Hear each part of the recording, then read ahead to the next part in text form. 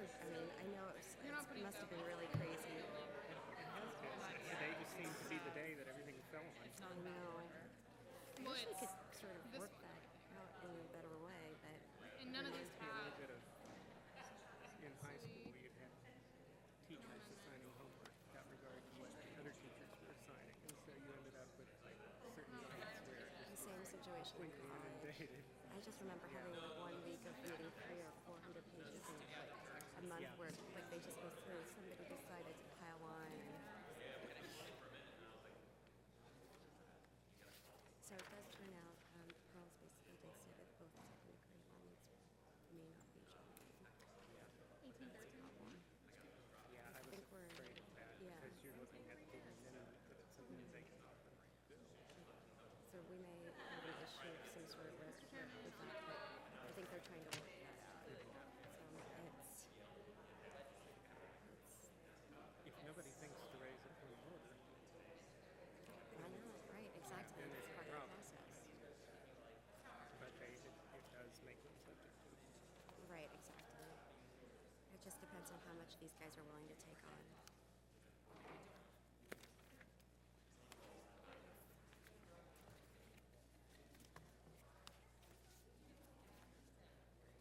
Changes to the rules.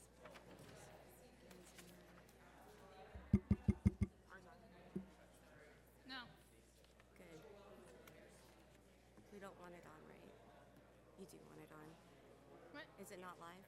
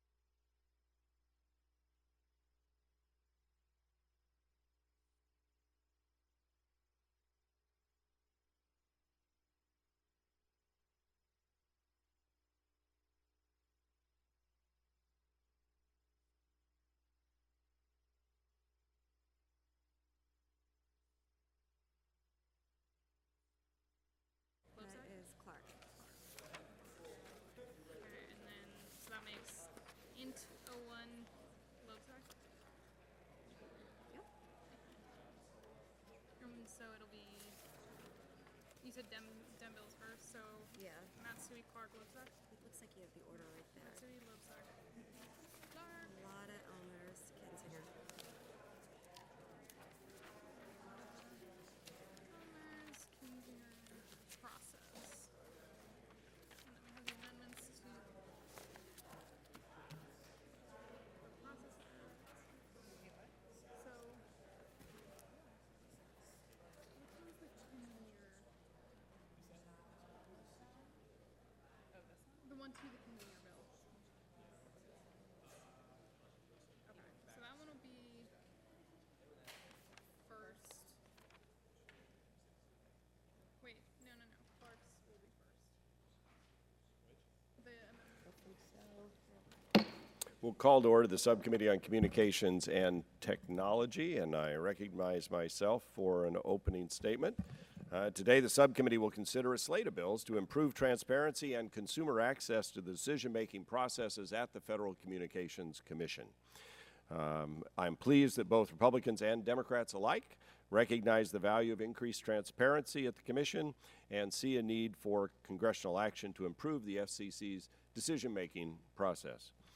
We all realize the incredible reach that technology has in our lives. We live in the world where we carry smartphones in our pockets, watch connected televisions at home, and conduct business by video conference in the office.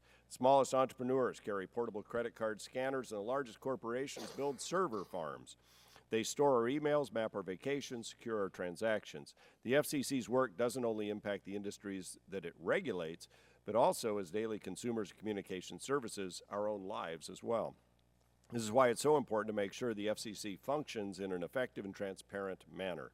We have seen enough to know the FCC falls short of the standard for a well-run agency. It's 2015, and the 2010 and 2014 quadrennial reviews are still not finished. Meanwhile, daily newspapers close up shop in city after city. And D.C. insiders continue to get preferred access to information, while the general public awaits in the dark until rules are already adopted and the Commission decides to publish them.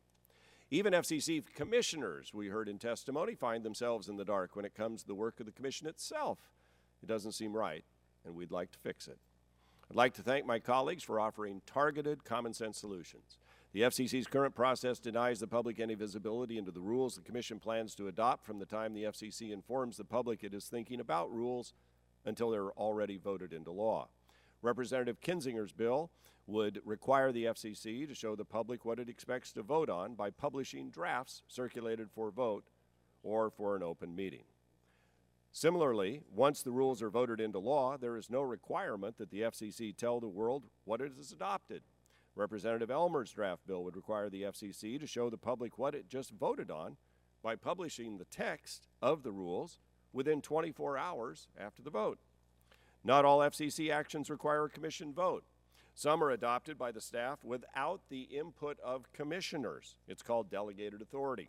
Representative Latta's draft would require the FCC to list the items to be adopted on delegated authority 48 hours before they're effective to show the public that no one is hiding the ball under delegated authority. When the Commission does vote on new rules, the process by which this happens is largely done behind closed doors.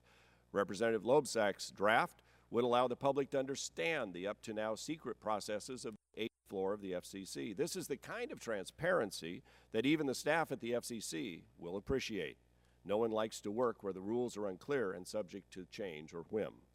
Representative Matsui's draft bill would require the FCC to actively find a way to increase the ability of the public, small businesses, specifically to participate in the agency's rulemakings and proceedings, and Representative Clark's bill would ensure that the public knows how much progress the FCC has made on the public's request for action. It'll be harder for the agency to bury delays and hope they go unnoticed. So as we go forward, we hope to reconcile these very good draft bills with a more extensive process reform bill that both the ranking member and I supported last Congress. This bill would put more structure around rulemakings and rein in the delays, good government policies that the bill requires the FCC to structure for itself. With that, I yield to the gentlelady from California for an opening statement. Thank you, Mr. Chairman, and to all of the members that are here today. I offer my support for 4 of the 7 bills that are being considered today. And I think that this demonstrates that when Democrats see an opportunity to enhance FCC transparency through statutory changes, we will work with the majority to do so. So let's start with the good news. The FCC Process Reform Act has come a long way since first being introduced in 2012. The discussion draft I circulated with Chairman Walden and Representative Kinzinger represents a compromise that will give the FCC flexibility to evaluate and adopt procedural changes to its rules without putting rigid requirements in statute.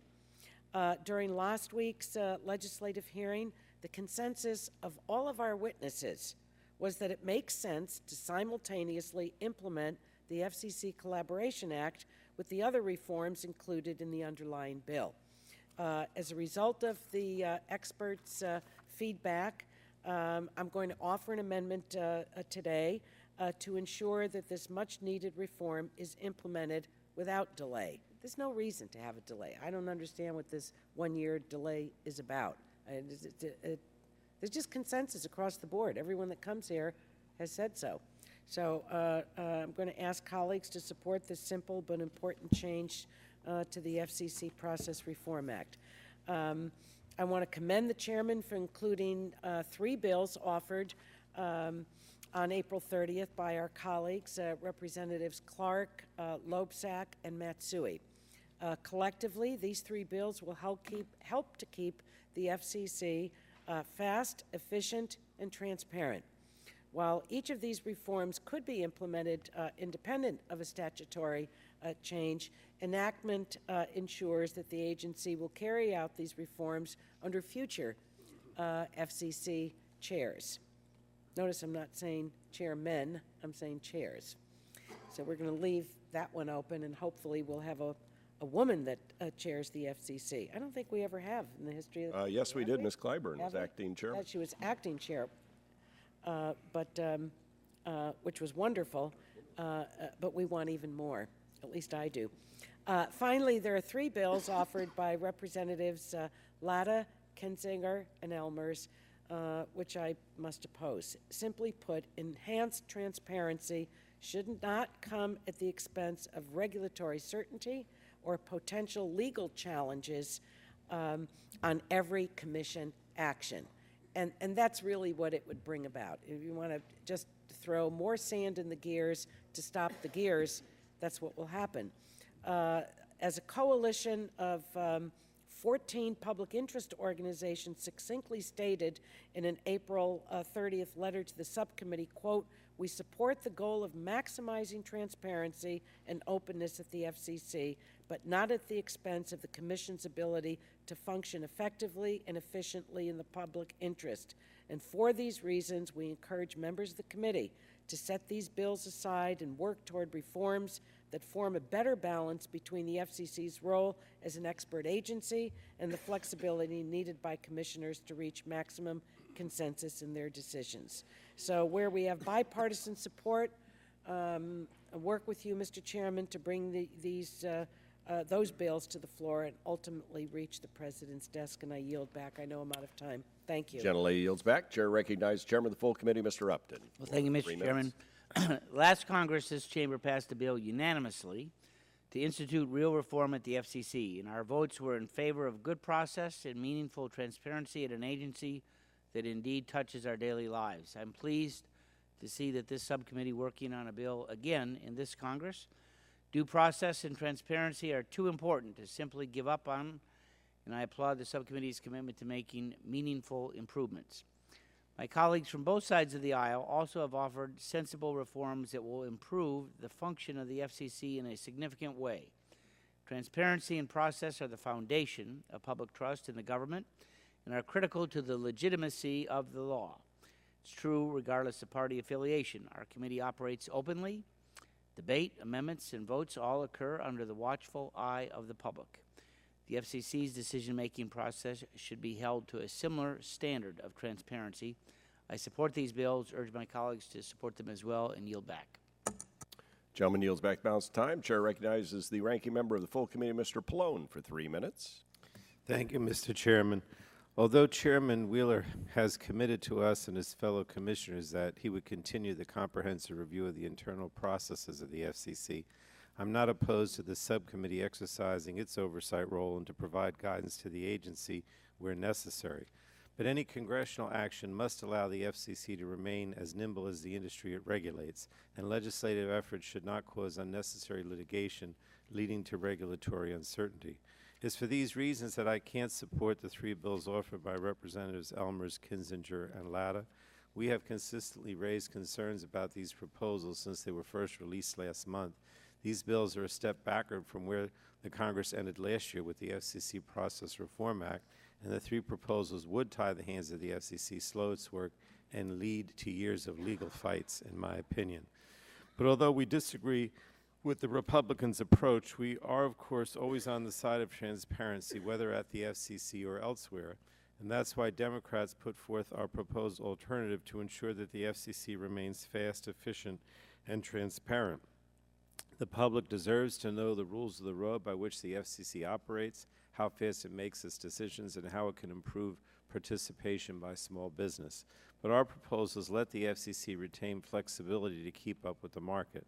I appreciate that the chairman is considering most of the Democratic bills today, but I will note the absence of one component of the Democratic transparency package, and that's Representative Yarmouth's bill that would require the FCC to modify its rules to require disclosure of donors to entities that purchase issue advertisements.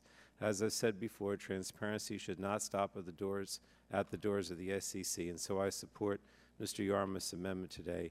That would add his bill to this discussion. I yield back. Thank you, Mr. Chairman. Gentleman yields back the balance of his time. Chair reminds members that pursuant to the committee rules, all members' opening statements will be made part of the record. Are there further opening statements? Chair recognizes Gentlelady from Tennessee, Ms. Blackburn, for 1 minute. Thank you, Mr. Chairman. I appreciate the work that this committee and the staff has done to advance these process reforms at the FCC. Those of us that have innovative, technology-driven communities in our neighborhoods are looking forward to seeing these process reforms take place. We hear a lot about the process at the FCC being broken and needing to be fixed. These are bipartisan solutions that will advance important reforms and move us toward a more transparent framework at the FCC. We would hope the FCC will not only welcome these ideas that improve the functioning of the Commission, but will be proactive in presenting proposals that also help achieve this goal. It is the beginning of a comprehensive process. It's going to take some time. We're going to be committed to it, and it is truly in the best interest of all stakeholders. I yield back. Thank the gentlelady from Tennessee. Recognize the gentleman from Kentucky for 1 minute. Well, thank you, Mr. Chairman. As you know, I'm very supportive of making the FCC more transparent. I believe we should increase transparency of the organizations filling the nation's airways with anonymous ads. That's why 2 weeks ago, I introduced the Keeping Our Campaigns Honest Act. This bill requires the FCC to revise their sponsorship identification rules to require organizations purchasing political and issue ads to disclose the names of their donors. Until we tackle the looming issue of anonymous money and the flood of special interest spending that paralyzes our democracy, we'll never truly be able to responsibly address the major issues that hardworking American families face. I'm disappointed that my bill is not among those up for debate today, but I hope the members of this committee will support my efforts today to amend the FCC Process Reform Act of 2015 to include language from the Keeping Our Campaigns Honest Act. I look forward to the upcoming debate on my amendment, and I yield back the balance of my time. Gentleman yields back the balance of his time. Chair recognizes the Vice Chair of the Subcommittee, Mr. Latta, for 1 minute. Well, thank you very much, Mr. Chairman, and thank you very much for holding this hearing today. And over the past several weeks, this subcommittee has been very diligent in examining ways to improve FCC process reform. The discussion drafts before us today all seek to better advance transparency, efficiency, and accountability at the agency. I'm proud to be sponsored for one of these drafts that require the FCC to identify and describe all items to be adopted by the Commission staff on delegated authority prior to action being taken. This is necessary to avoid abuse of delegated authority and increase public awareness of the agency's day-to-day decisions. I think we can all agree that it is important the FCC is held accountable to the American people. With that, I urge as we work forward today, the passage of these common sense proposals And I would thank the chairman once again and yield back the remainder of my Gentleman yields back the balance of time. Chair recognizes the gentlelady from New York. Or the gentleman from Iowa. Whoever wants to go first on. Okay. Ladies first. You want to wait till we call up your bills? Yeah, please, thank you. Okay. Anybody else on the Democratic side seeking recognition for an opening statement? 1 minute. If not, we'll turn to Mr. Barton for 1 minute, if he so desires, or I can go to Mr. Kinzinger if you want a minute to settle in. I want to. I know you can't reserve opening statements. When Chairman Upton gets in, I want to point of personal privilege, but I'm going to waive my opening statement. All right, gentleman waives. We'll turn to the gentleman from Illinois, Mr. Kinzinger, for an opening statement. Well, thank you, Mr. Chairman, for holding the markup to discuss codifying into law a number of reforms to the manner in which the FCC operates, both through the FCC process reform legislation put forward by the chairman and the standalone transparency legislation that I'm offering today. This has obviously been something that this committee has been discussing for quite some time, and I'm happy to see that we have bipartisan support to move forward in a manner which will provide proper oversight of the FCC by this committee. I also want to reiterate that I do appreciate the efforts of Chairman Wheeler that he's taken at the FCC to seriously investigate reforms which could and should take place at the Commission, but it's very important to understand that it's the responsibility of Congress to delegate to the Commission what it may or may not do, and any lasting reforms that are to be implemented should be done through the actions of this committee. So with that, Mr. Chairman, I'll yield back. Gentleman yields back the balance of his time. Are there any members on either side seeking recognition for an opening statement? If not, then we will move on. And the chair calls up the committee print to the Ms. Matsui's bill, a bill to direct the Federal Communications Commission to submit to Congress a report on improving the participation of small businesses in the proceedings of the Commission. Chair calls up the committee print and asks the clerk to report. Discussion draft. To direct the Federal Communications Commission to submit to Congress a report on improving the participation of small businesses in the proceedings of the Commission. Without objection, the first reading of the bill is dispensed with, and the bill will be open for amendment at any point. So ordered.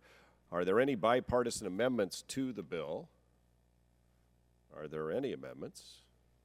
If not, I recognize the gentlelady from California, Ms. Matsui, for discussion. For what purpose does she seek recognition? Thank you, Mr. Chairman. I think that transparency and efficiency at the FCC is a good thing, and I think we all agree on that. And my legislation as being considered today would make it easier for my small businesses in Sacramento and across this country to engage with FCC on policies that may impact them. You know, the FCC oversees industries that account for 1/6 of the economy, which includes countless small businesses in every community in this country. And whether it's a small business or a startup, small businesses cannot spend scarce resources on lawyers or lobbyists to have an impact.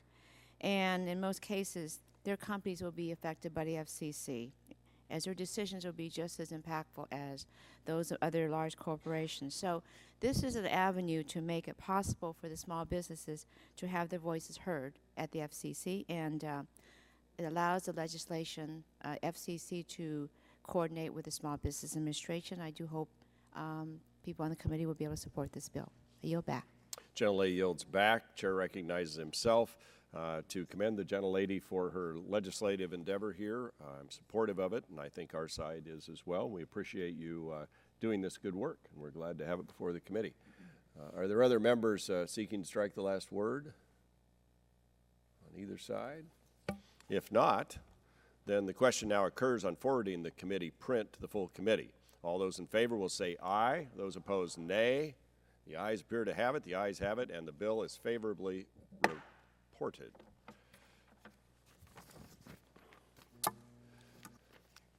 Now we pull up Mr. Loebsack's bill, a bill to amend the Communications Act of 1934 to provide for publication of the Internet website of the Federal Communications Commission of certain policies and procedures established by the Chairman of the Commission. Chair calls up the committee print and asks the clerk to report. Discussion draft. To amend the Communications Act of 1934 to provide for publication on the Internet website of the Federal Communications Commission of certain policies and procedures established by the Chairman of the Commission. Without objection, the first reading of the bill is dispensed with. The bill will be open for amendment at any time, so ordered. Are there any bipartisan amendments to this bill? Seeing none, are there any other amendments to this bill? Seeing none, with that, for what purpose the gentleman from Iowa seek recognition? Mr. Chair, I'd like to speak for 5 minutes on my Strike bill. the last word. The gentleman is recognized for 5 minutes. Thank you, Mr. Chair. I'd like to thank you and the ranking member for their support for this bill and for your efforts to incorporate greater transparency into the FCC operations. I joined the committee, this committee only this Congress, but I know that the issue of FCC reform is something the committee has been examining for several Congresses. Unfortunately, often it's been also a very partisan issue, even though it need not be. I think we can all agree that the FCC and all our federal agencies need to be transparent and responsive to the American people. And I think that's something that we've already heard today and we're going to continue to hear today. And that's why I'm offering this bill to shine some light on the way that the FCC makes decisions. My bill would require the FCC chairman to post online the guidelines and procedures the commissioners use when considering items. Public participation, as we all know at the FCC, has never been higher. The millions of Americans reaching out to the FCC deserve to know how the FCC makes their decisions. Small businesses and consumers should have as much visibility into the operations of the FCC as the big corporate interests and their high-priced telecommunications lawyers. My bill is short and to the point. It would simply require the FCC to post the policies and procedures of the Commission on its website and post any changes within 48 hours. Mr. Chair, thank you again for consideration of this bill, and I very much appreciate the bipartisan support that the bill has received. It's good to know that we can work together on these issues, and I do ask for the full support from my colleagues in favor of this bill, and I yield the remainder of my time. Thank you, Mr. Chair. More than welcome. We too believe this is good legislative concept and happy to bring it forward. Are there other members seeking to strike the last word on this draft? Seeing none, the question now occurs on forwarding the committee print to the full committee. All those in favor say aye. Aye. Those opposed, nay. The ayes appear to have it. The ayes have it, and the draft is favorably forwarded.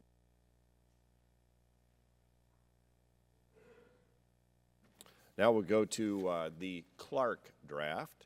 Chair calls up the committee print and asks the clerk to report. Discussion draft to amend the Communications Act of 1934 to provide for a quarterly report on pending requests for action by the Federal Communications Commission and pending congressional investigations of the Commission. Without objection, the first reading of the bill is dispensed with. The bill will be open for amendment at any point. So ordered. Are there any bipartisan amendments to the bill? Are there any other amendments to the bill? I believe the chair recognizes the gentleman from New York. Mr. Collins has an amendment. Thank you, Mr. Chairman. I do offer an amendment today to make a small change to a bill that I think everyone agrees would improve transparency and accountability at the FCC. This subcommittee... if the gentleman will suspend, the clerk will report the amendment. Amendment to discussion draft offered by Mr. Collins. Without objection, the reading of the amendment is dispensed with, and the gentleman is now recognized for 5 minutes to explain his amendment. So picking up where I left off, to the end that we are dedicated to ensuring that the FCC is transparent, this subcommittee has asked for regular updates from the Commission on items pending before the agency, a reduction in the backlog of work before the agency, and the introduction of other metrics. The draft offered by Ms. Clark would make this information available to the public without the need for Congress to ask each time we want an update. However, we do have some concern with the provisions that require the disclosure of the costs of complying with congressional oversight requests. We don't object to the disclosure of this information, but we are concerned about its accuracy. We have long asked the Commission to do a better job of tracking its time and expenses, particularly with respect to its auction budget. In the absence of a system to verify the Commission's actual time and expenditures, this metric would amount to little more than a guess.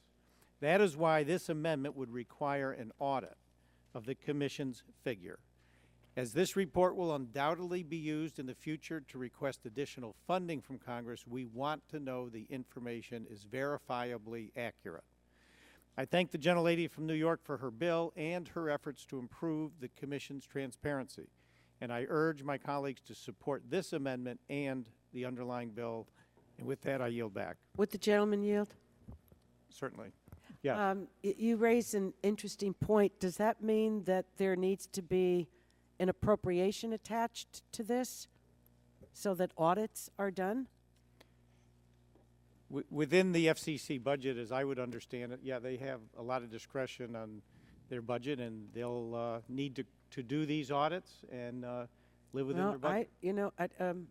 I just want to raise it because I don't know myself, honestly, in the realm of things, what these audits will cost.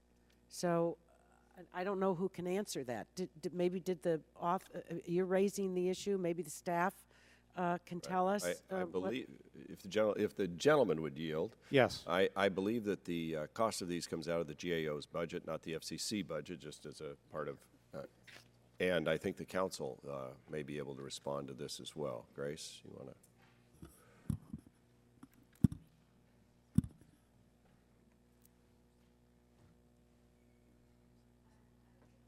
I don't think that's turned on. Thank you. I believe this would have to come out of the GAO budget. That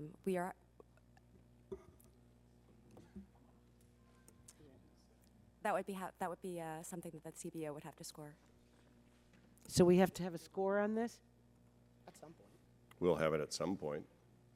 Would you prefer we not move forward on Ms. Clark's bill till we get answers to that? No, I or just we can think work that on it between here and full. I think that members will need to know, yeah, because you're.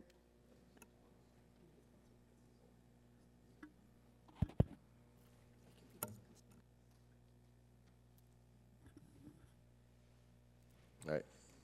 Does the gentleman yield back?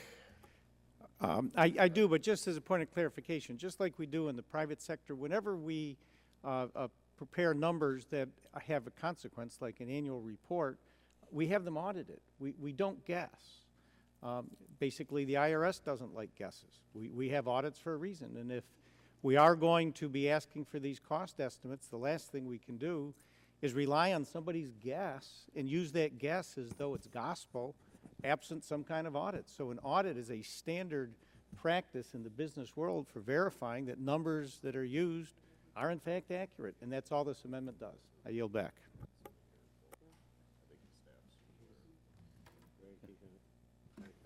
For what purpose, the gentleman from Move to Pennsylvania? strike the last word.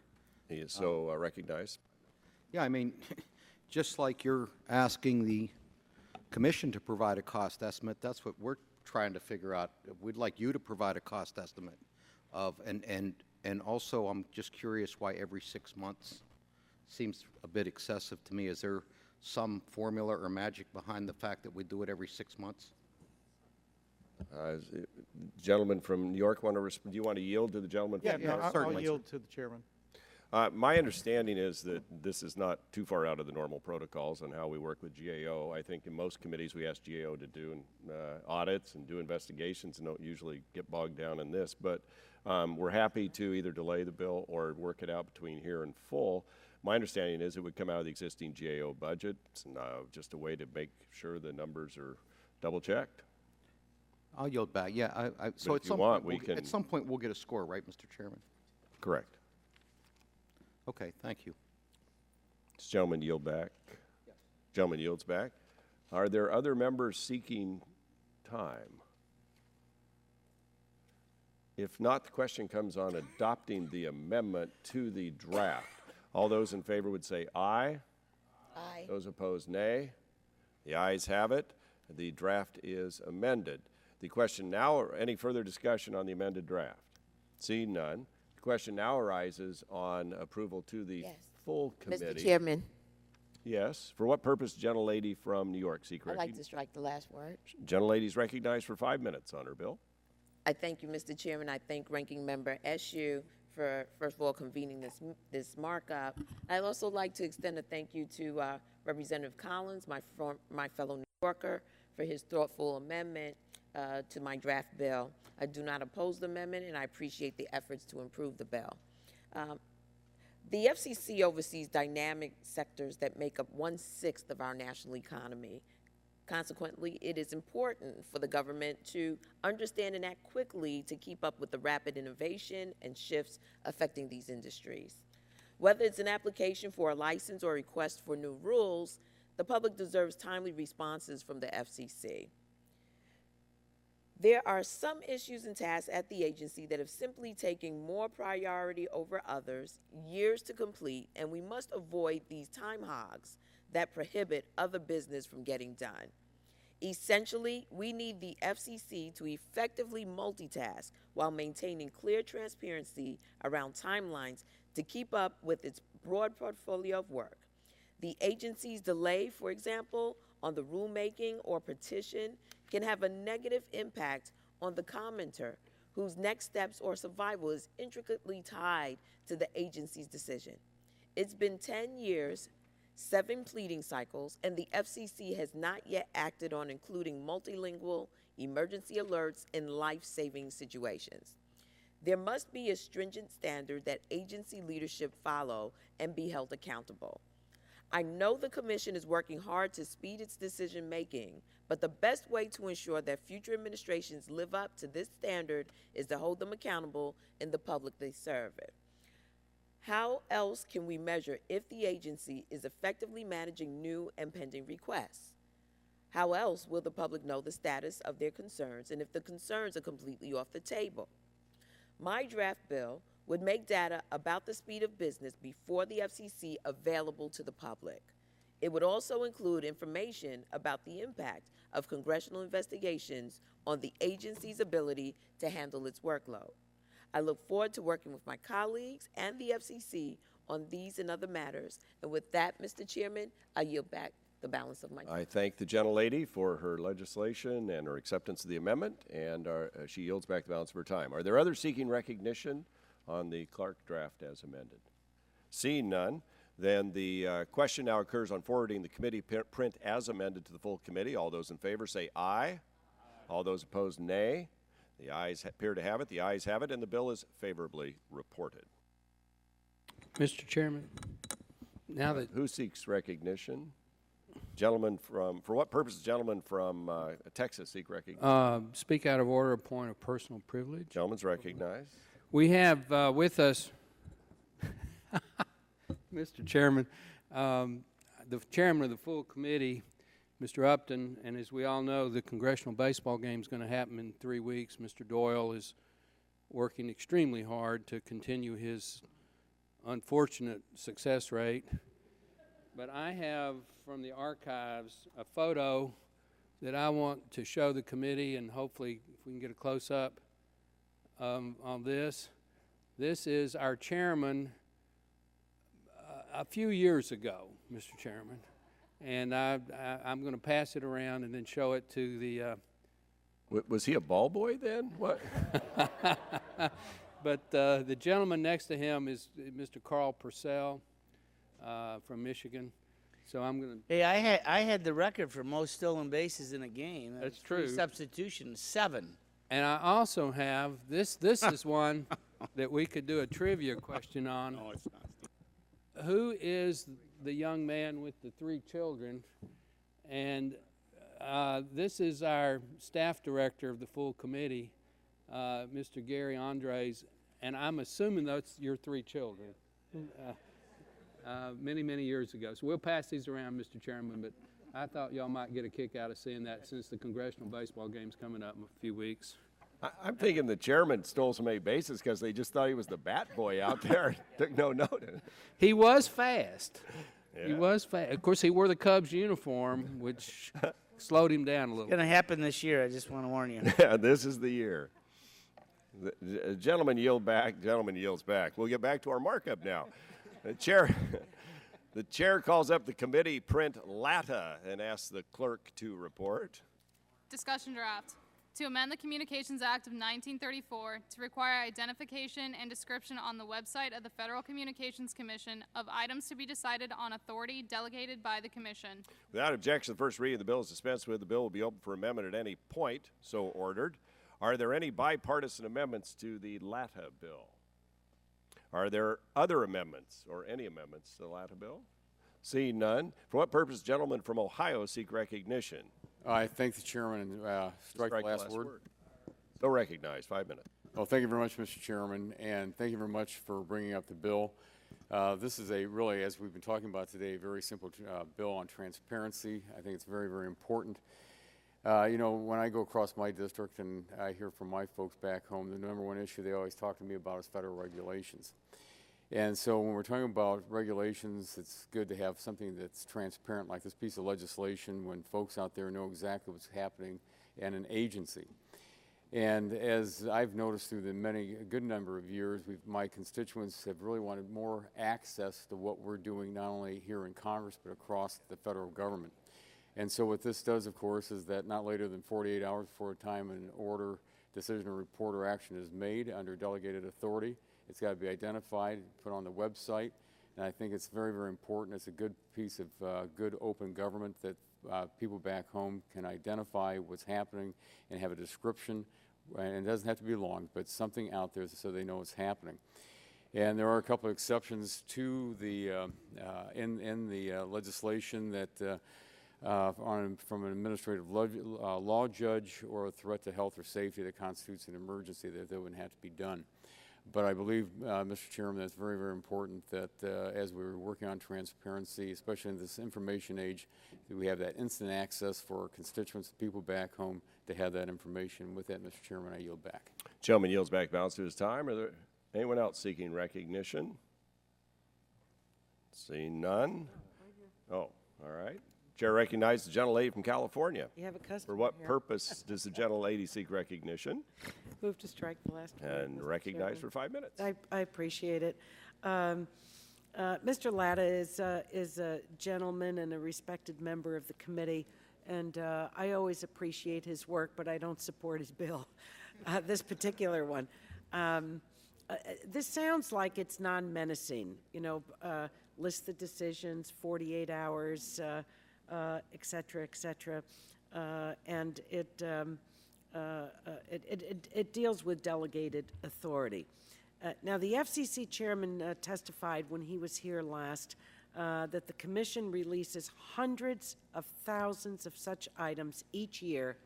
The vast, overwhelming majority are routine and non-controversial. I really think that this throws sand in the gears instead of greasing the gears to make the agency more efficient, more effective, and really to keep things on fast track. I know that there's a resistance to the whole issue of when it's stated that a bureaucracy is making the decision, the public doesn't know, oh my God, the sky is caving in. So hundreds of thousands, they release hundreds of thousands of such items each year. They're non-controversial. Now, do you want to take this and move them into another column? You want to take 22,000 and have them discussed and debated? I think the bill really keeps the FCC. I think it has the opposite effect of what we're all trying to achieve with FCC reform.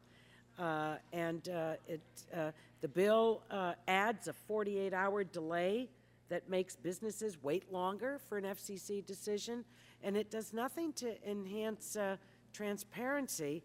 Effectively, I think telling the FCC to wait and take more time to release decisions that have already been made.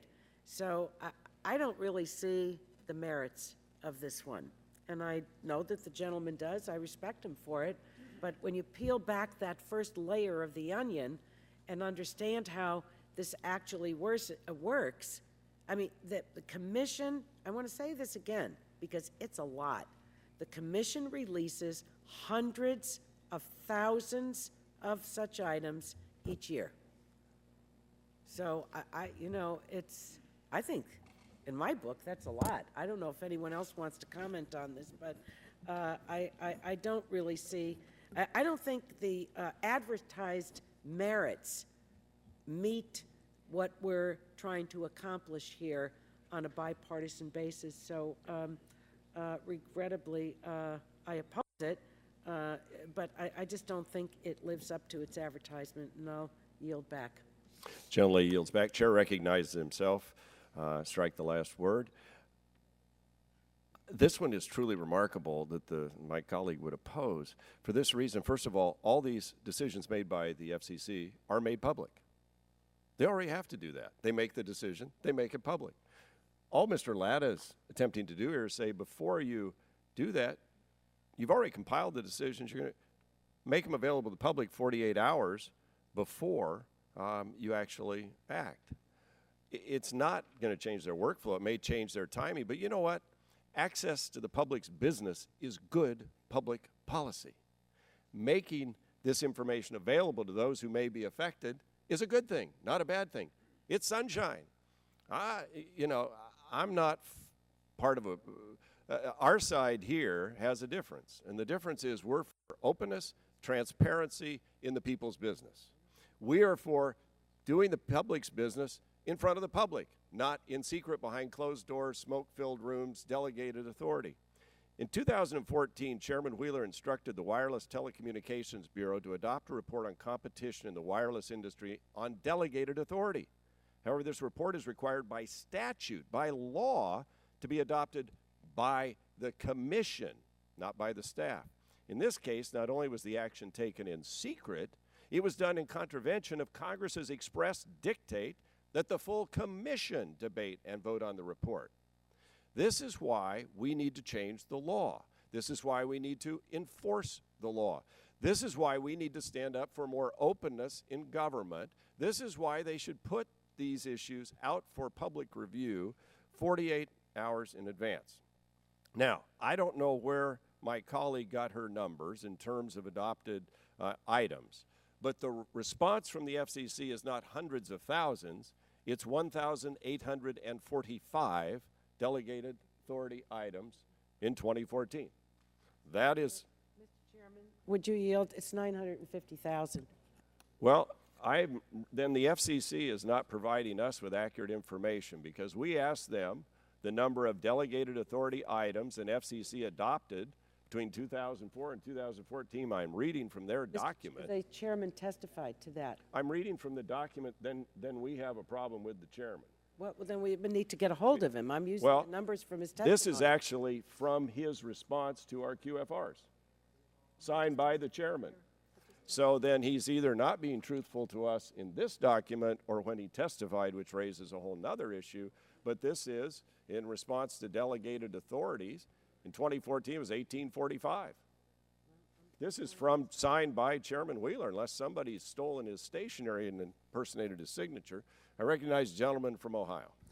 Well, I thank the chairman for yielding, and just to reiterate, I think it's important to point out, as the chairman did, that all these are going to be published anyway. The public is going to find out. This is giving the ability for people to know before the action is taken, not afterwards. And I think, again, for that transparency, for that information to be out there, that incident access for people to know what's going on before the committee, I think it's important that that occurs. And again, the bill will capture those and allow the public to see everything that's going on under the delegated authority before it becomes law, not after. So I appreciate the chairman for yielding and yield back to him. Are there other members seeking recognition? The gentleman from Vermont is recognized for 5 minutes. Or for what purpose, gentlemen, seek recognition? Strike the last word, is recognized. Strike the last word, Mr. Chairman. Thank you. You know, there's a balance here between wanting to have an open process and making decisions and moving ahead.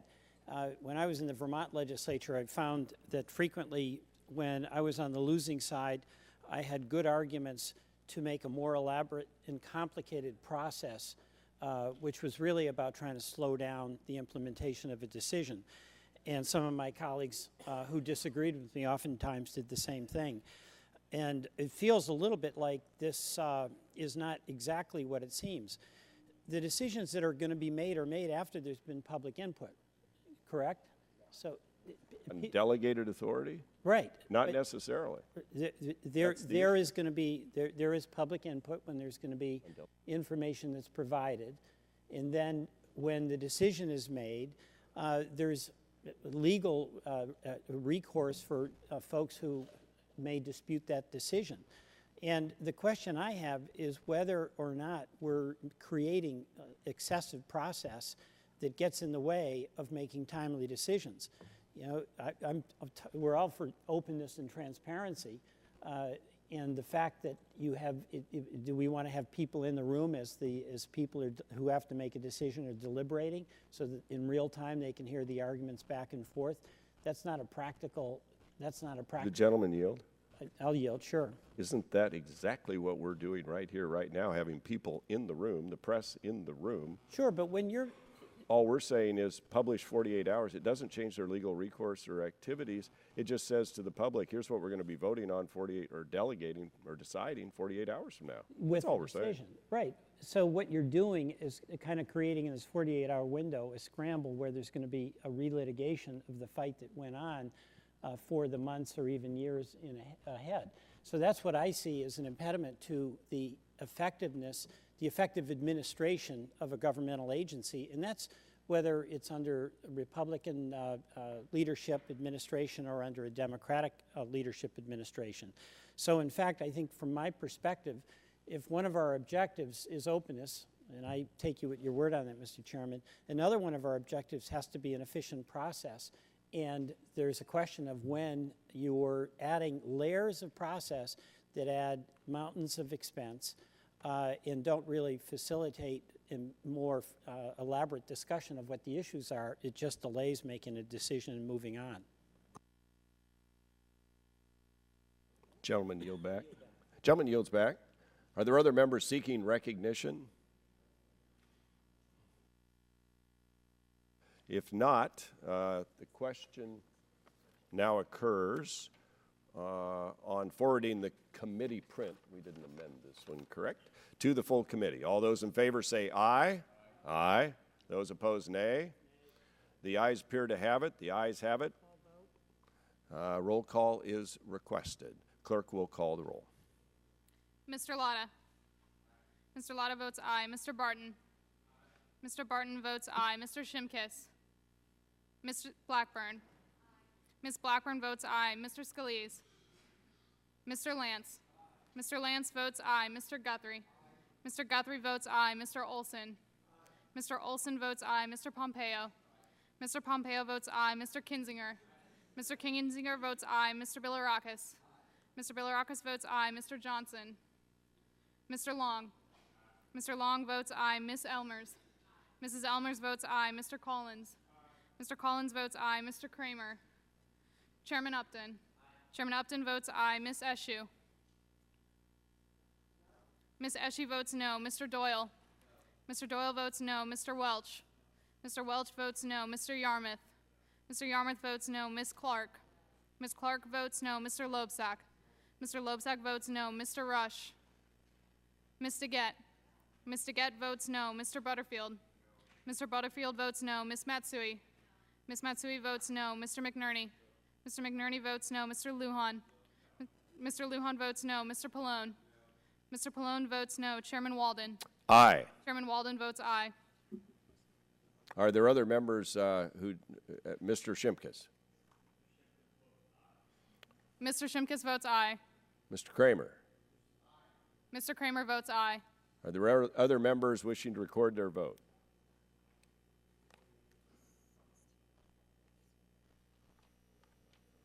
If not, the clerk will report the tally. Mr. Chairman, on that vote, there were 16 ayes and 12 nays. The ayes have succeeded. The bill is the draft is forwarded to the full committee favorably. Okay, the chair now calls up committee print Elmers and asks the clerk to report.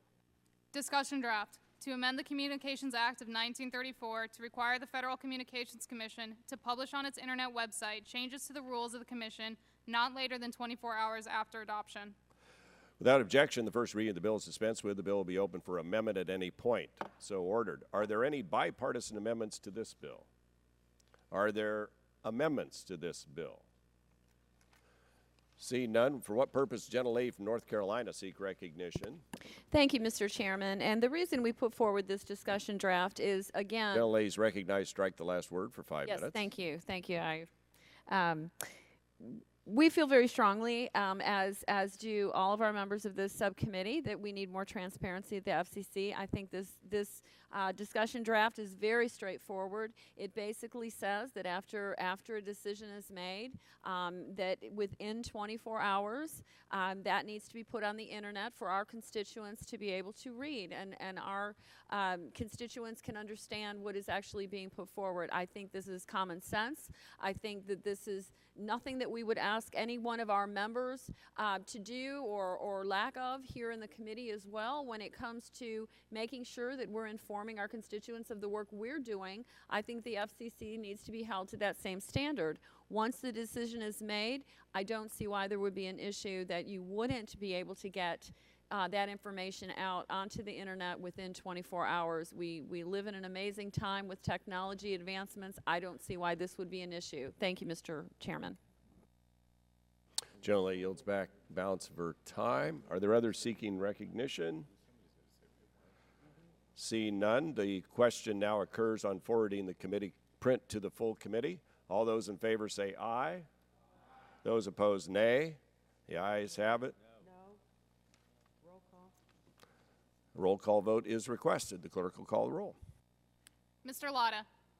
Mr. Lotta votes aye. Mr. Barton. Mr. Barton votes aye. Mr. Shimkus.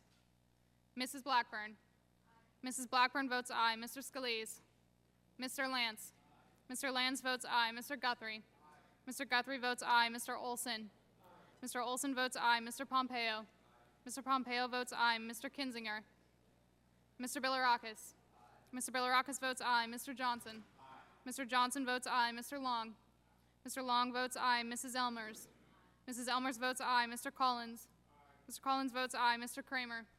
Mr. Kramer votes aye. Chairman Upton. Chairman Upton votes aye. Ms. Eshoo.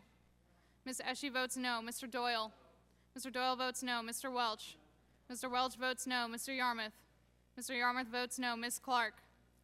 Ms. Clark votes no. Mr. Loebsack. Mr. Loebsack votes no. Mr. Rush. Mr. Rush votes no. Ms. DeGette.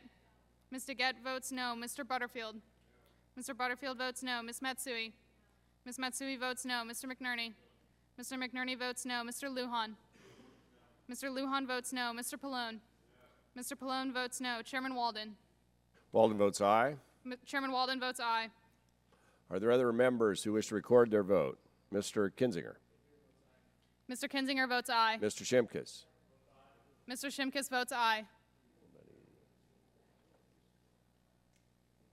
The clerk will report the vote. Mr. Chairman, on that vote, there were 17 ayes and 13 nays. The ayes have prevailed, and the committee draft, or the draft bill is now reported favorably to the full committee. The chair calls up the committee print Kinzinger and asks the clerk to report. Discussion draft to amend the Communications Act of 1934 to require the Federal Communications Commission to publish on the website of the Commission documents to be voted on by the Commission. Without objection, the first reading of the bill is dispensed with. The bill will be open for amendment at any point. So ordered. Are there any bipartisan amendments to the bill? Seeing none, are there any amendments to the bill? Chair recognizes himself. I have an amendment at the desk. Amendment to the discussion draft offered by Mr. Walden of Oregon.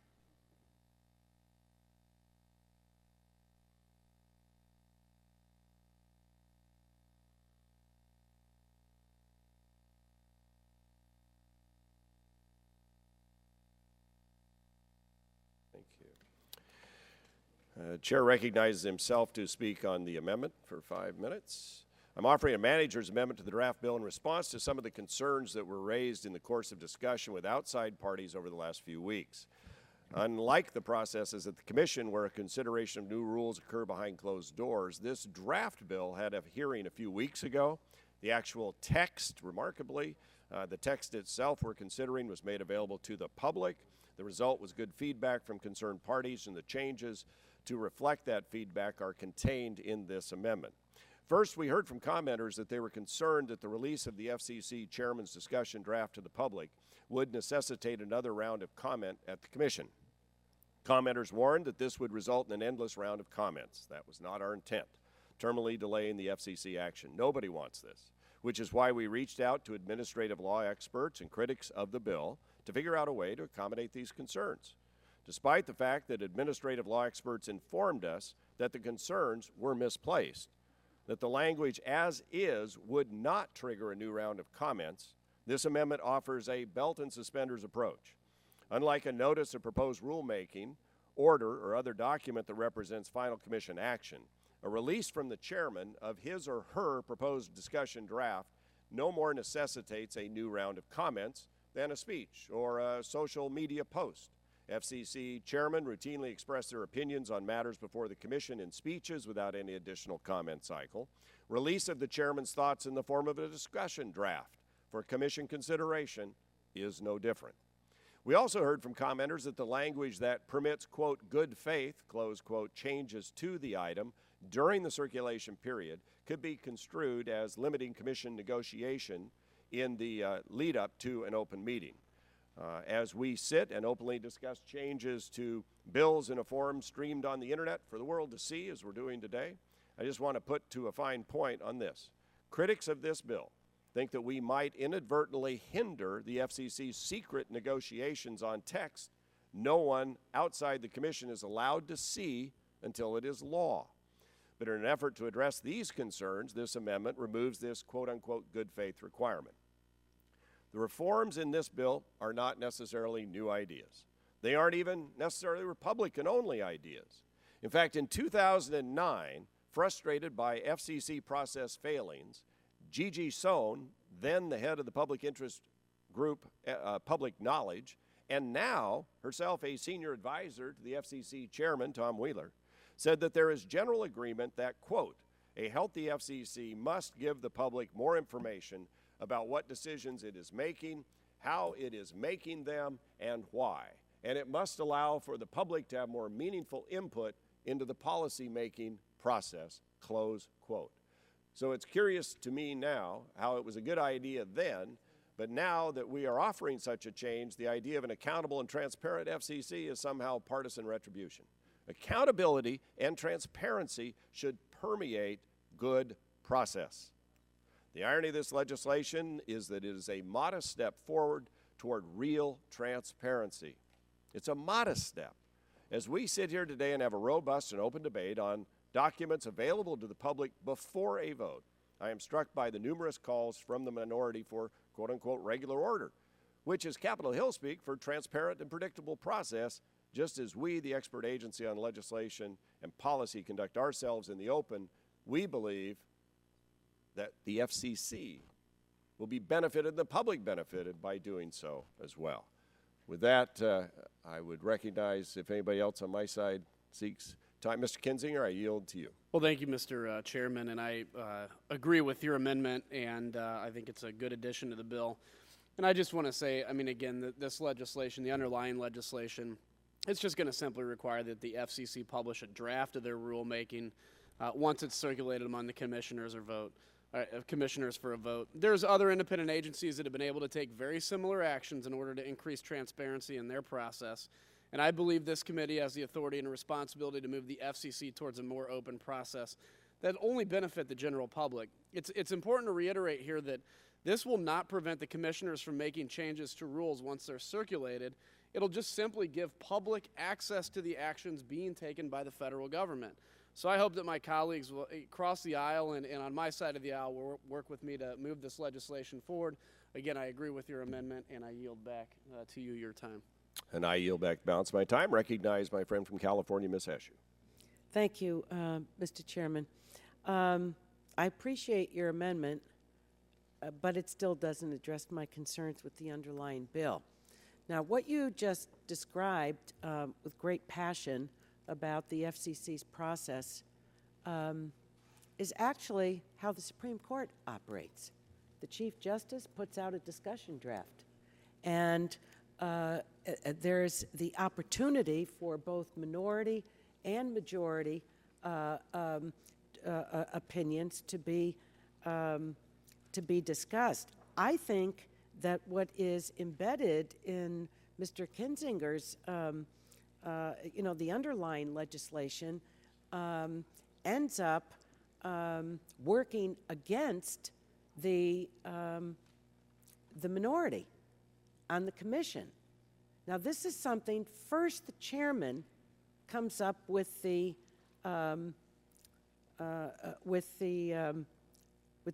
draft document. This is 3 weeks before an open meeting.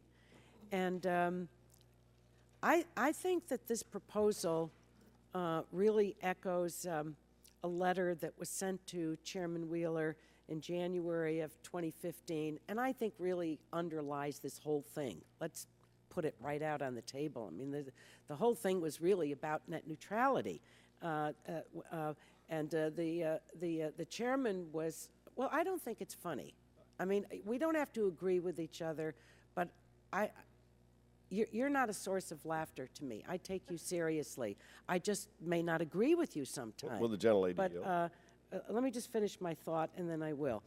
But in that letter, the chairman was asked to release his draft network neutrality order before the other commissioners had an opportunity to review it. And regardless of the subject matter, if you examine what the process, and we're talking about process reform, where does this bring about a healthy reform? I really fail to see that. I think that posting these draft arguments could spark, I still believe, could spark an unending cycle of lobbying on successive draft items. And specifically, any new items or new arguments raised in the record in response to the draft text could force the agency to trigger a new round of notice and comment. This is going to be like a merry-go-round, going round and round and round. Will the gentlelady yield? So, let me just finish my thought, and then what's left I'll be happy to yield. I think that it could really undermine the ability of FCC commissioners who are in the minority on any given agenda item vote to negotiate changes in a draft once it's been made public. So I don't think this is a healthy reform. I really don't. So in fact, I think of the three bills that I'm opposed to, and I believe my colleagues are on my side, I think this is the worst one because of what it would bring about. So I'd be happy to yield. Well, I appreciate the gentlelady's comments. Let me just say that Gigi Sohn first raised this issue about transparency back in 2009. Mr. Kinzinger, and we began this discussion, I think, or at least we began this discussion in 2011. So I was chuckling at the notion that somehow a letter we sent on net neutrality in 2015 was the purpose of this bill, because it is laughable to me that everything where we disagree suddenly has a tie to the talking point that it's about net neutrality. It is not. And the fact that it may... Well, if I may reclaim my time, absolutely. Mr. Chairman, you haven't heard me say that about any of the other offerings.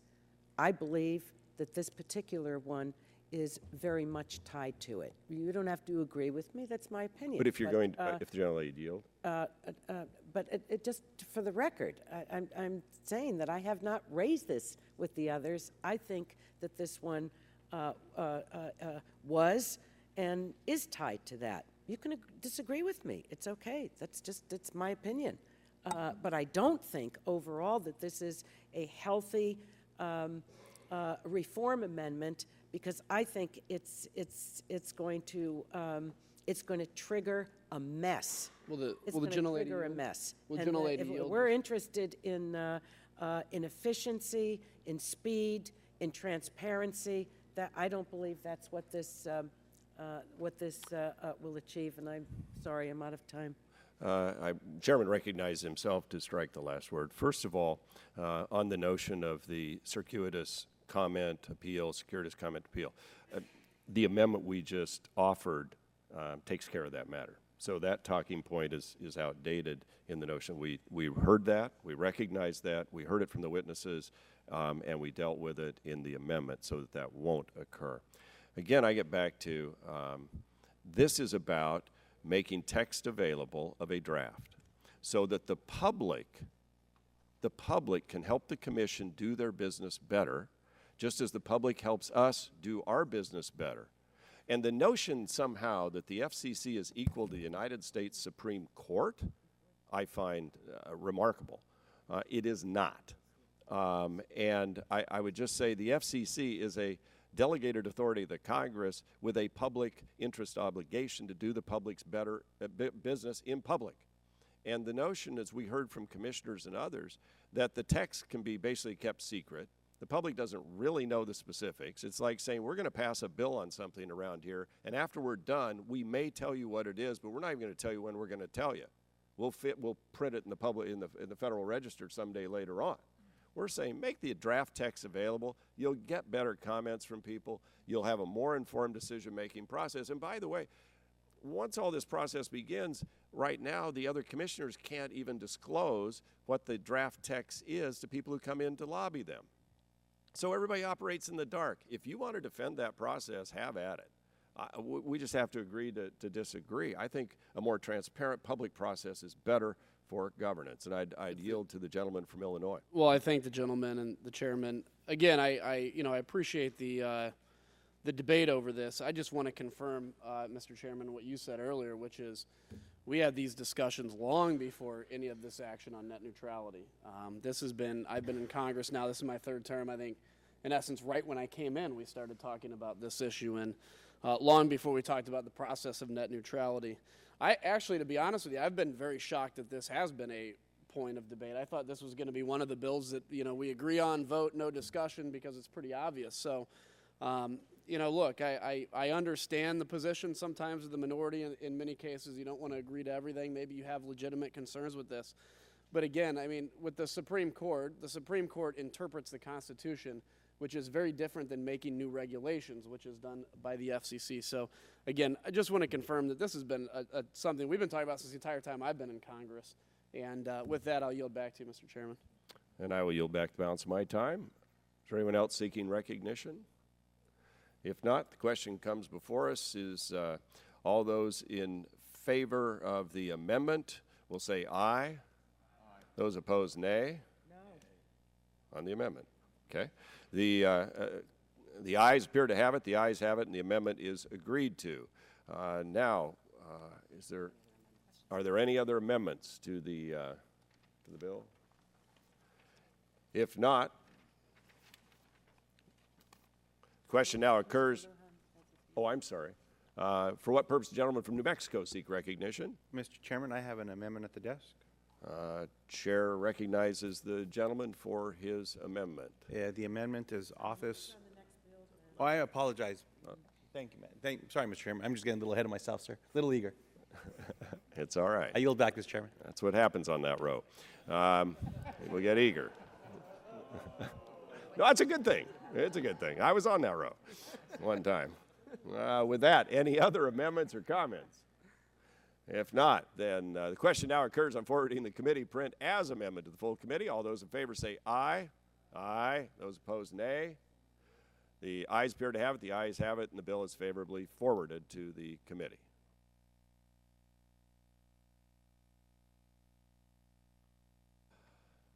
The chair now calls up the committee print on the FCC Process Reform Act of 2015 and asks the clerk to report.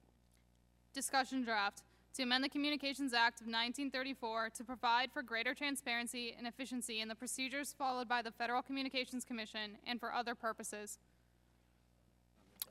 Without objection, the first reading of the bill is dispensed with. The bill will be open for amendment at any point. So ordered. Are there any bipartisan amendments to the bill? Are there other amendments to the bill? Chair recognizes the gentlelady from California, Ms. Eshoo. Thank you, Mr. Chairman. This was bipartisan at one time, and I do have an amendment at the desk.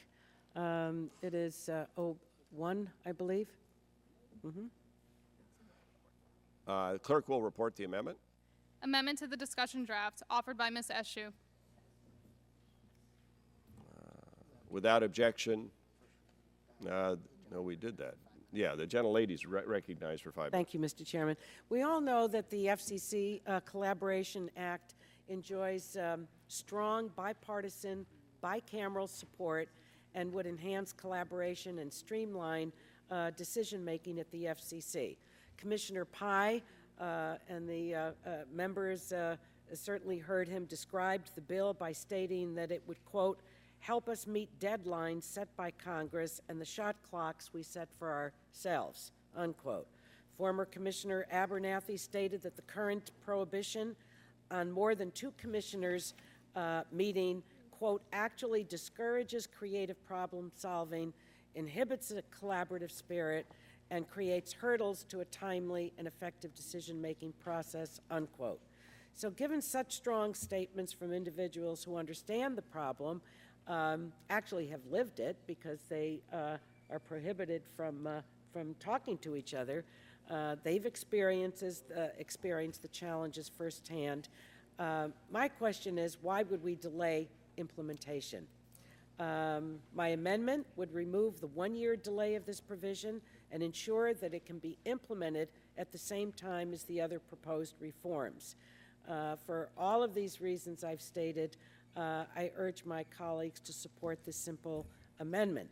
Now, we keep talking about transparency, efficiency, effectiveness over and over and over and over and over again. I'm all for over and over and over and over again. But this flies in the face of what we're doing or trying to achieve, what you're trying to achieve as chairman of the subcommittee, by delaying this. I don't think anyone's placed on the table why a delay is terrific, is a great idea. So that's why I'm offering the amendment. It's been bipartisan, it's been bicameral. Our witnesses have said to a person that it should be implemented along with the underlying legislation. Former FCC commissioners have said so. Present FCC commissioners have said so. From both sides of the aisle have said so. And you've got a delay in this.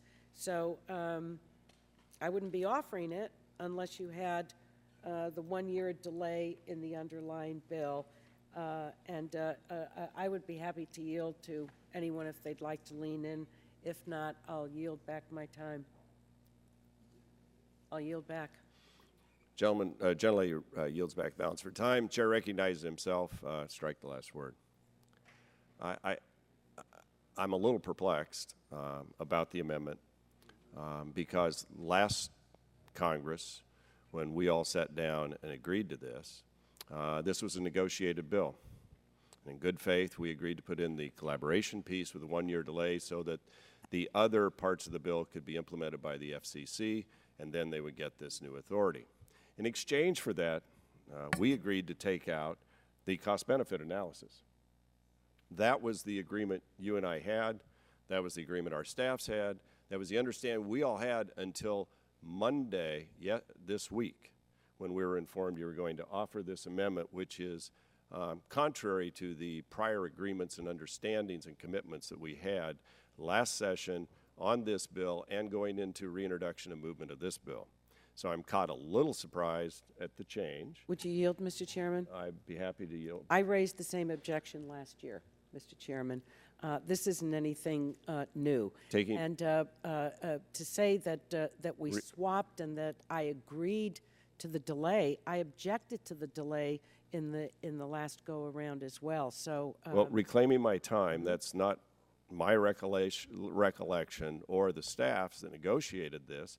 The exchange was the collaboration, the Sunshine Act, and a 1-year delay on that, and we would take out the cost benefit. Well, I'm sure you didn't like it, but you agreed to the.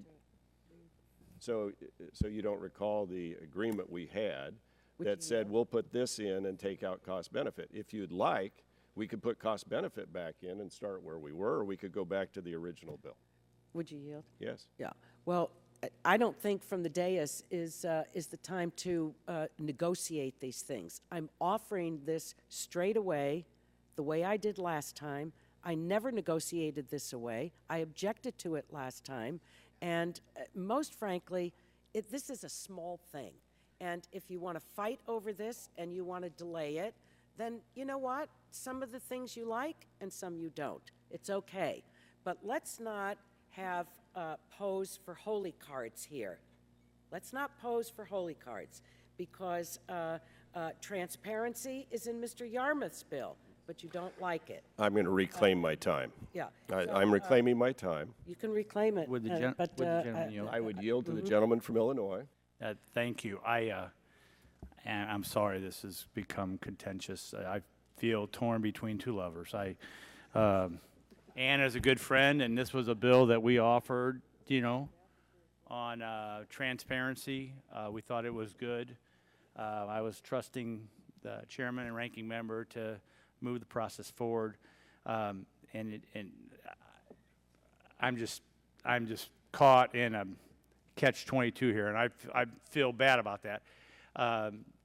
And I hope you all can go back and work out and get your agreement, and we can bring it forward. But as you all know, and as our side knows, I'll be supporting, my chairman if we have to have the vote process. But I wish I wouldn't be in this position. Would you be willing well, to the time is the chairman's.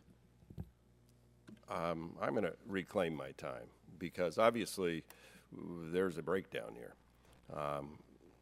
This is the bill we reintroduced. It's the same bill we passed in the House. It was carefully negotiated among our staffs last cycle, and part of that negotiation, as I understand it, was collaboration goes in, 1-year delay, so that the FCC can do the rest of it, and we would take cost benefit out, which we did.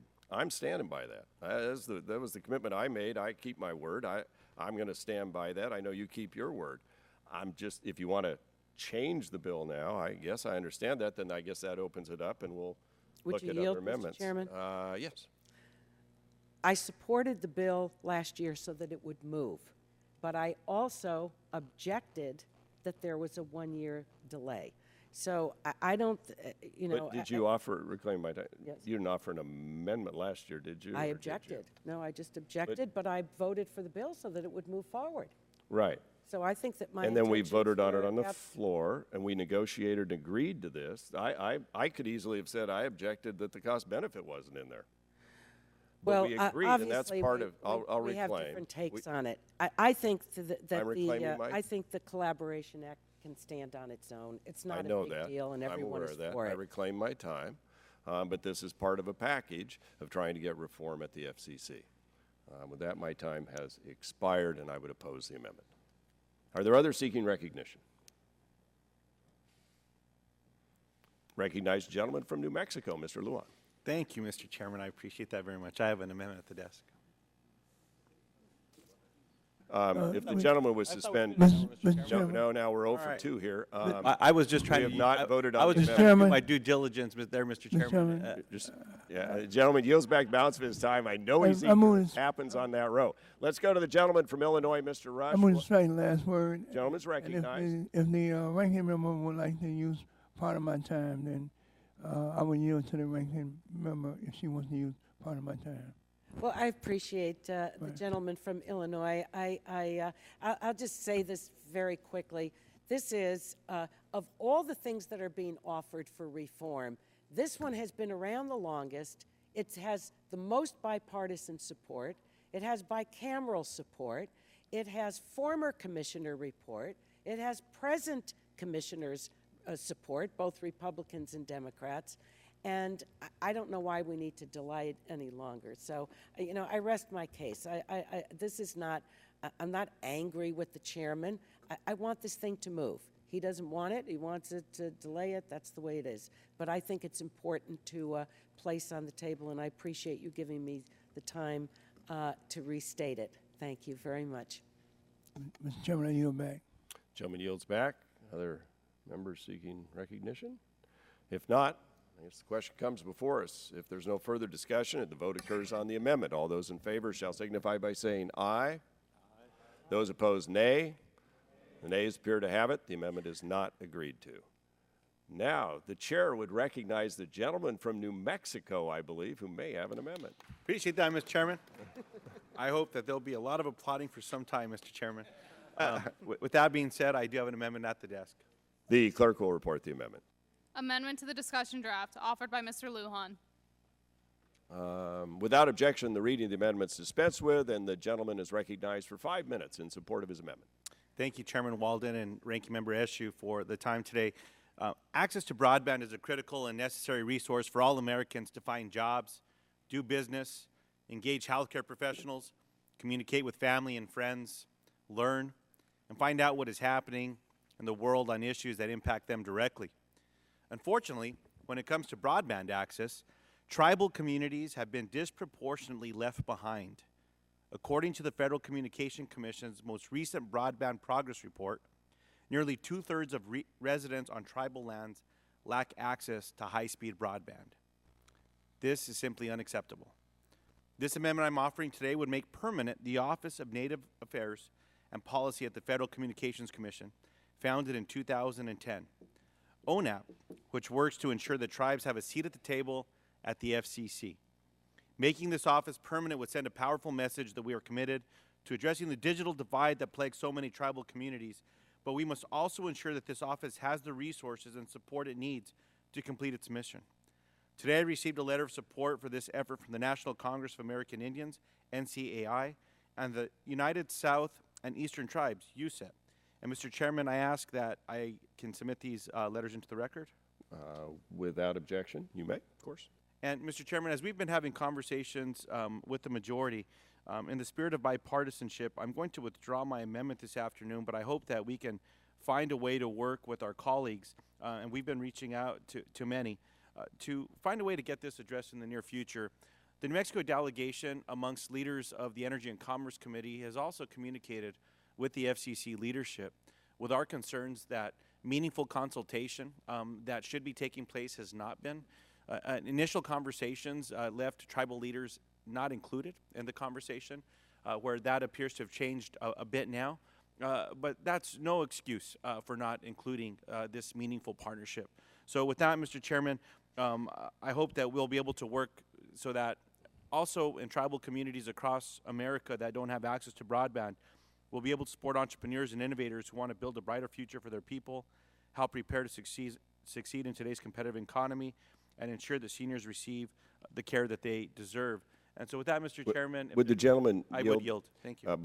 I appreciate the gentleman raising these issues, and I share the gentleman's concern about the lack of access to high-speed data on Indian reservations and out in Indian country. And I look forward to a partnership here to make sure that that we continue in our rural areas, in our native areas, that they continue to have access and better access and improved consultation. Whether it's, I pledge to work with you on that. It's important. Chairman Walden, I appreciate that so very much, and I thank the committee for its time. With that, I'll withdraw the amendment. Thank you. Gentleman withdraws his amendment without objection. Are there other amendments? The gentleman from Kentucky. For what purpose do you seek recognition? Mr. Chairman, I have an amendment at the desk. Clerk will report the amendment. Amendment to the discussion draft offered by Mr. Yarmouth, Mr. Pallone, Ms. Eshoo, Mr. Butterfield, Mr. Welch, and Ms. Matsui. Without objection, the reading of the amendment is dispensed with, and the gentleman's recognized for 5 minutes on his amendment. Thank you, Mr. Chairman. And first, I'd like to thank Ms. Eshoo, Mr. Pallone, Mr. Butterfield, Mr. Welch, and Ms. Matsui for co-sponsoring this amendment. In today's political reality of nonstop campaigning, our system continues to fail the American people, allowing special interests and shadow groups to flood our airwaves with anonymous ads with no disclosure whatsoever. My amendment simply directs the FCC to use its existing authority to require disclosure of the actual people behind these ads. We've all seen them. We have an ad for health care, taking a position on health care reform or the environment or oil drilling, and the disclaimer says, citizens for cuddly kittens. And you don't know whether that's actually veterinarians or oil magnates or trial lawyers. It can be any of those. The American people is not served by that system. It's clear that the definition of social welfare organization under the tax code is being exploited by interests across the political spectrum. And until the IRS issues more effective standards prohibiting 501c4 organizations from engaging in political activity, we should err on the side of more disclosure, not less. That's why I believe the FCC must update its sponsorship rules to reflect current times and technological capabilities. In the McCutcheon decision, Chief Justice Roberts wrote, quote, because massive quantities of information can be accessed at the click of a mouse, disclosure is effective to a degree not possible at the time Buckley or even McConnell was decided, unquote. Buckley v. Vallejo was decided in 1976, and McConnell v. the FEC was decided in 2003. It has been decades since the FCC has revisited its sponsorship rules in a meaningful way, and action is long overdue. This is not a new idea nor a partisan idea. As I mentioned in a previous discussion, Senator McConnell, throughout 30 years, has talked about the need for thorough disclosure of the people running political ads. Many individuals and groups have called on the FCC to act in this area. In their 2012 book, It's Even Worse Than It Looks, Thomas Mann and Norm Ornstein wrote, quote, requiring stations to disclose in real time the identities of all significant donors who paid for political ads and to acquire the information from the ad buyers is clearly within the agency's purview and would create the appropriate disclosure that the court has applauded and the FEC has blocked, unquote. There are many government agencies that can act to improve transparency in the political system. As I stated earlier, the IRS should clarify its rules on 501c4 organizations' engagement in political activity. The SEC should begin rulemaking on public disclosure of corporate political spending to shareholders. The Federal Election Commission needs to be reformed so that it is a functional agency that can respond in real time. And the FCC can ensure a level of honesty in campaign ads. Without these changes, our citizens cannot expect a democracy that works for them or a Congress that puts their priorities before the demands of special interests. It's time for the FCC to act. I urge my colleagues to support this amendment, and I yield back the balance of my time. Gentleman yields back the balance of his time. Chair recognizes the gentleman from Kansas. Strike the last word.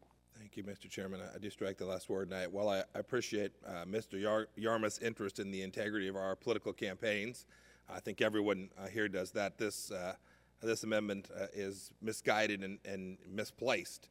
At least I believe it is. Our staff has reached out repeatedly to try and figure out exactly what the objective here was over the past several weeks, and they have not had much success in getting their counterparts to respond to them. And I think it's fair to say that it makes it difficult to know if this is just a talking point or a political messaging effort, or if there's an earnest effort to actually reform the campaign finance laws. I fear it's the former. If it's a legitimate effort, then this is not the place for that. This is a discussion about FCC process reforms.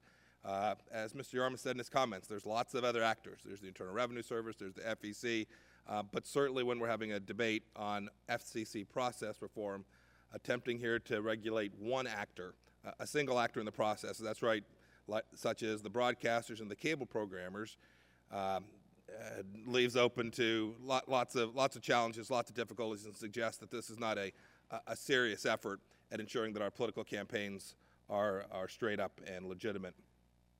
It's in fact a thinly veiled effort to overturn significant First Amendment freedoms as the Supreme Court identified in Citizens United, and should be rejected for that reason. And with that, I yield back the balance of my time. Gentleman yields back. Chair recognizes the gentlelady from California. Thank you, Mr. Chairman. I move to strike the last word. I want to thank Mr. Yarmouth for offering this. It is germane. Otherwise, something would have been raised with the parliamentarians. So to my friend from Kansas, it is germane to FCC reform. And I would suggest that of everything that we have taken up and debated, agreed, disagreed on today, that this is singularly the most important one. Why? Because it goes to the heart of democracy. Now, the word transparency has been used, and I welcome the word, over and over and over again. This is about transparency for the voters of our country and the agency that actually has the jurisdiction to update the jurisdiction that it has so that we don't have some phony baloney fakers who put up God knows how much money to persuade your constituents and mine, but we don't know who they are and what they've put up for it. Now, if this went on in another country, I think we'd be taking to the floor of the House. We'd have heated debates, and I don't know how many committees in the Congress, justifiably so, saying that thank God we don't do that in our country. But we do, and we allow it. I have spoken about transparency in the law in California. And is it ever powerful? Is it ever powerful? And it's all because it's transparent. There's a political ad on the public airwaves. Note that word, public airwaves.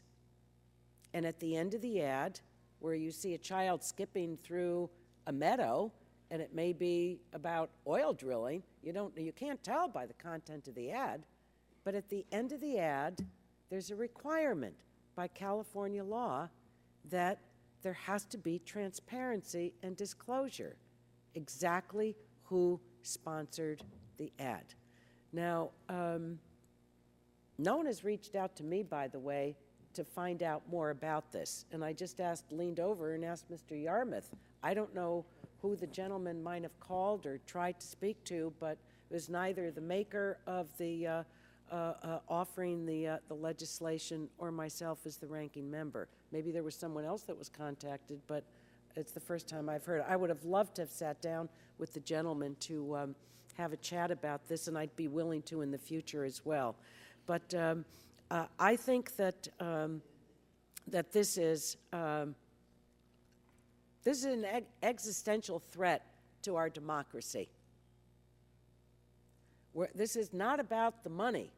The money is totally out of control thanks to the Supreme Court, and that both McCutcheon and Citizens United. I think Citizens United is one of, if not one of the worst decisions that any Supreme Court in the history of our country has handed down.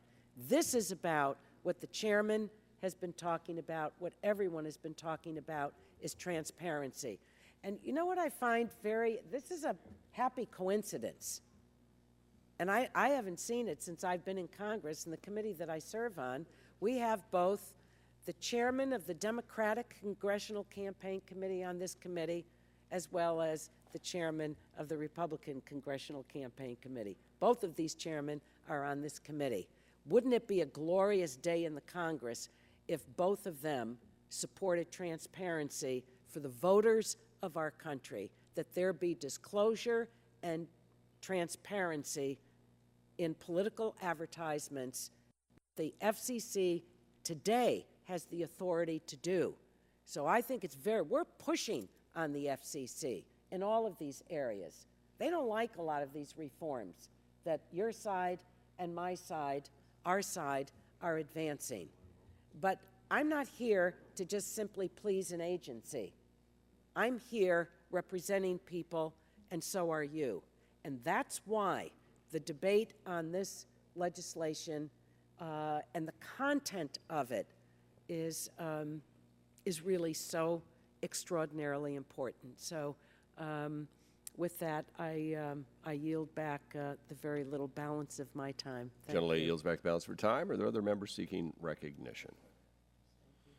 Gentleman from New Mexico. Mr. Chairman, thank you very much. And I join my colleague, Mr. Yarmouth, in supporting this amendment. Mr. Chairman, as we talked about the conversation that was taking place earlier today, I want to reference some of the remarks that were made about transparency, towards real transparency, increased transparency, inform the general public, give the public access, no more secrets, full disclosure, a more informed public. This process operates in the dark. As we look at some of the inherent authorities that are included with the FCC, but also contained within the FCC Process Reform Act, I think that there's a broad scope that encompasses many aspects of the FCC that are in front of us. And so, Mr. Chairman, if there's a way that we might be able to work together on this, I think that this is a great way as we talk about shining a bright light, making sure that there's not going to be any more operation in the dark. Full disclosure, no more secrets. something that we can all celebrate and get behind. And I think there's a path forward for us to do that today. So I'm hoping, Mr. Chairman, that this may pass on a voice vote, and that we might be able to just get this done and get this included. And if not, that maybe we find a way to just get this done. So as we talk about being genuinely concerned with transparency, I would hope that all of my colleagues would join myself and Mr. Yarmouth, Ms. Eshoo, and others who are co-sponsors of this amendment with Mr. Butterfield, Mr. Welch, and Ms. Matsui in supporting this amendment, because the American people have a right to know, and that's what this is all about. So with that, Mr. Chairman, I strongly encourage my colleagues to support this amendment. Will the gentleman yield? I would yield. Thank you very much. I appreciate your yielding. I just wanted to clarify something. Mr. Pompeo asked a question of what my motivation was in offering this amendment, and I'd just like to get on the record that I've already introduced in the last Congress and in this Congress constitutional amendments to overturn Citizens United. I was the primary sponsor of the Fair Elections Now Act in the last Congress. I was a co-sponsor and supported the Disclose Act when it moved through the House several years ago. And when I came to Congress, I said one of the three things I wanted to accomplish was to get the money out of politics. So I think my track record is very clear that I have a very sincere interest in eliminating or reducing the influence of money on our elections. And if we can't do that, the least we can do is let the American people know who's trying to influence them, and that's the import of this amendment. I thank the gentleman for yielding, and I yield back. And Mr. Chairman, before I would yield to Mr. McNerney, I would just note that in the previous debate that we were just having, there was conversations of amendments that would require the FCC to publish on its website 48 hours before making a decision on a delegated authority. There was debate on requiring the FCC to publish on its website changes to the FCC regulations within 24 hours of adoption. So it looks like there's room on the FCC's website for posting of information to inform the general public. So maybe we could use that as a place to do this, or even debate that required the FCC to publish on its website draft documents 3 weeks before. So whether it's 24 hours before or 48 hours or 3 weeks, there may be a path to do this. And so with that, I would yield to Mr. McNerney. Thank the gentleman for yielding. I just wanted to say a word or two about Citizens United. The Supreme Court sent a ruling down that money was the same as speech, and I strongly disagree with that, but I understand that there's a legitimate disagreement, and I'm willing to debate that. But what I don't understand and don't agree with is that disclosure is any way, shape, or form a threat to free speech. Disclosure is a part of free speech.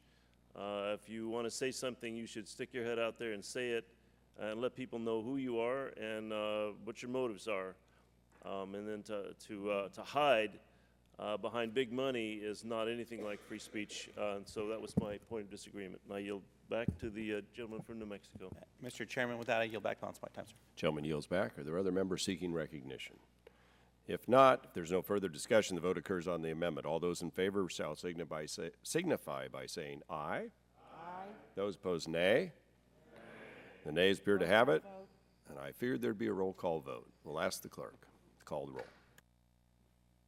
Mr. Lotta. Mr. Lotta votes no. Mr. Barton. Mr. Shimkus. Mrs. Blackburn. Mrs. Blackburn votes no. Mr. Scalise. Mr. Lance. Mr. Lance votes no. Mr. Guthrie. Mr. Guthrie votes no. Mr. Olson. Mr. Olson votes no. Mr. Pompeo.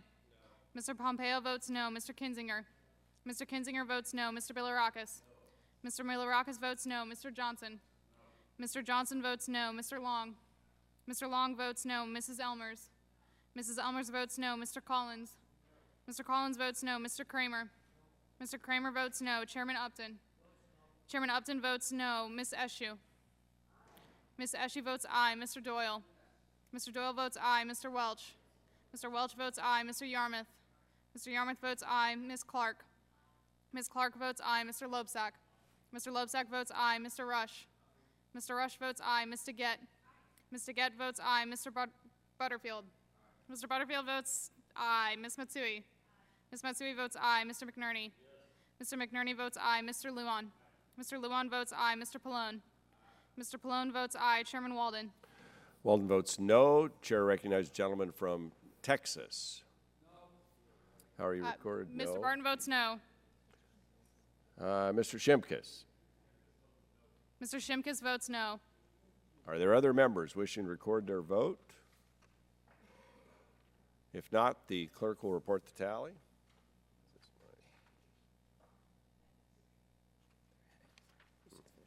Oh, yeah. Mr. Chairman, on that vote, there were 13 ayes and 17 nays.